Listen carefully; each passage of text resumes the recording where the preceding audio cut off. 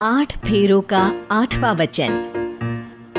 स्वाति ने इसी साल शहर के कॉलेज से पढ़ाई पूरी की है और अब उसके लिए जगह जगह से रिश्ते आने लगे हैं। स्वाति से ज्यादा उसके रिश्तेदारों को उसकी शादी की चिंता है, इसीलिए जो भी स्वाति के घर आता वो किसी नए लड़की की खबर जरूर ले आता।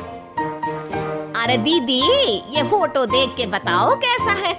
राहुल नाम है लड़के का, मेरी सहेली की बहन का बेटा है। अपनी स्वाति के साथ एकदम प्यारी जोड़ी लगेगी इसकी। जरा दिखाना, फोटो तो बढ़िया लग रहा है। कोई गलत आदत वादत तो नहीं है ना इसे? और कमाता कितना है? अरे कोई गलत आदत नहीं है दीदी, आप कहो तो एक मीटिंग करवा देती हूँ, फिर सब कुछ फाइनल कर लेना। हाँ, ये सही कह रही हो तुम। संडे को स्वाति के पापा भी घर पे ही रहेंगे। बुआ फिर वहां से चली जाती है और रात को स्वाति की माँ उससे कहती है, स्वाति बेटा, आज कमला बुआ ने एक लड़के की फोटो दिखाई है। संडे को वो लोग मिलने आ रहे हैं, तैयार हो ना तुम बेटा? अरे मम्मी, आप कहाँ कमला बुआ के चक्कर में आ जाती हो? अभी इतनी जल्दी कोई शादी वादी नहीं करनी है मुझे। अरे बेटा, अच्छा लड़का है, बुआ जानती है उसे अच्छे से। हाँ स्वाति बेटा, एक बार मिल तो लो, बाद में देखेंगे आगे क्या करना है। वैसे तो कमला रिश्ता लाई है तो मना करने का तो कोई सवाल ही नहीं उठता। संडे की सुबह होती है और कमला बुआ राहुल और उसके मम्मी पापा को लेकर स्वाति के घर आती है। अरे आइए आइए भाभी, इसे अपना ही घर समझिए। इनसे मिलिए, ये मेरे भैया और ये मेरी भाभी है।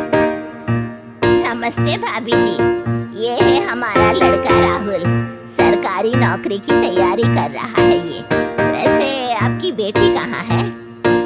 अरे स्वाति बेटा, बाहर आ जाओ। वैसे कितनी पढ़ाई की है स्वाति ने? जी, पोस्ट ग्रेजुएट है हमारी बेटी साइंस में। ये सब तो ठीक है, पर घर संभालना जानती है या नहीं? हमें कौन सी इससे नौकरी करवानी है? नौकरी तो मेरा बेटा करेगा ही। पर मैंने इतनी पढ़ाई की है और आप चाहती हैं कि मैं घर पर ही बैठी रहूं? अरे स्वाति बेटा, ये बड़ों की बात में तुम कहाँ बोल पड़ी? हम सब देख लेंगे क्या करना है क्या नहीं। हम तो इसी बात पर विश्वास करते हैं कि घर के लड़कियां घर में ही रहे तो ज्यादा अच्छा रहता है। वरना भाई साहब, आप तो आजकल के हाल जानती ही हैं, कितनी घटनाएं होने लगी हैं औरतों के खिलाफ। स्वाति बेटा, रसोई का काम तो पूरा जानती हो ना? शादी के बाद तुम्हें ही संभालना है वो सब।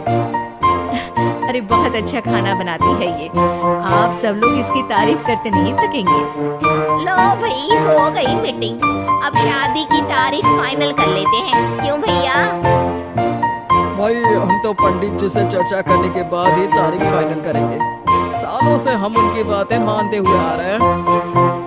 लड़के वाले और कमला बुआ की बातें सुनकर स्वाति एकदम नाराज हो जाती है और उसे लगने लगता है कि शादी के बाद उसे घर पर ही बैठना पड़ेगा। लेकिन घर वालों के आगे उसकी एक नहीं चलती और उसे शादी के लिए हाँ कहना पड़ता है। शादी का दिन आ जाता है और सब मंडप में जमा होते हैं। अब फेरों का समय हो गया है, अब कन्या अपने वर से 7 वचन मांगेगी।